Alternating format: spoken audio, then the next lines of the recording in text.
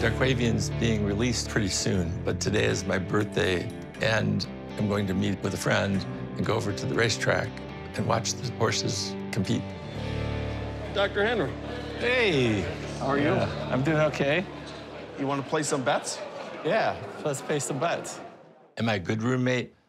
I think yes, but I am nervous because I don't know how it's going to go.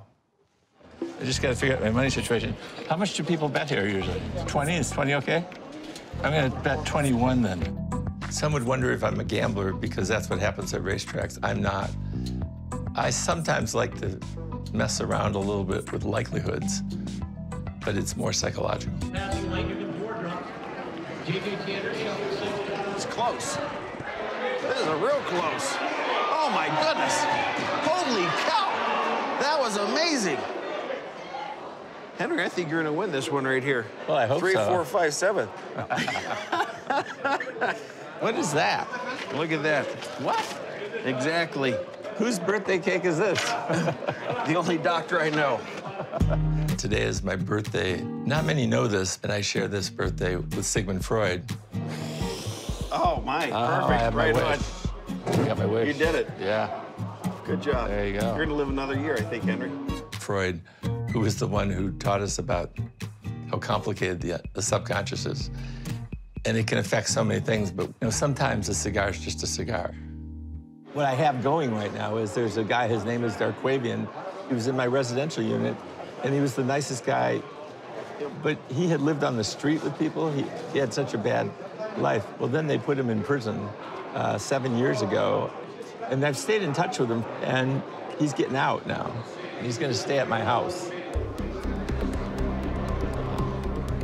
Your house. Yep.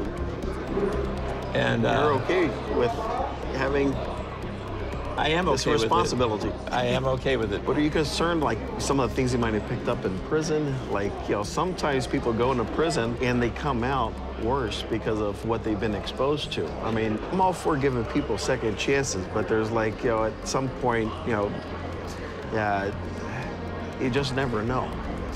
I'm trying to understand why, of all these people he's helped in his lives, why this kid? Is he going to take advantage of a man that's clearly older? There's just so many unknowns. What if he fails? It makes complete sense. There are numerous people I've worked with when I ran the hospital for years who I would never do that with. It was not clear enough that they had turned a corner. And this is now being all researched in the brain. I can tell which part of the brain is working and not working in people. His brain's working very, very well. Okay. Most people, they don't realize I ran a psychiatric hospital, which is way harder than a prison. I think it'd be better if they just kept their mouth shut, because I really don't want to hear it. You are signing yourself up for a huge commitment here. I know I'm kind of crazy for doing this.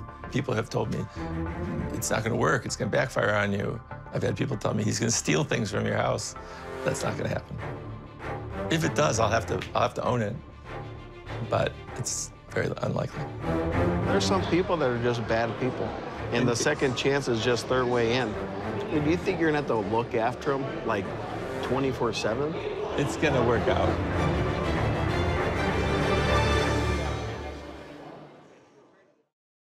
After 18 years, I am finally free. They're just out of prison. I'm about to take an inmate in to live with me. You have your list of rules.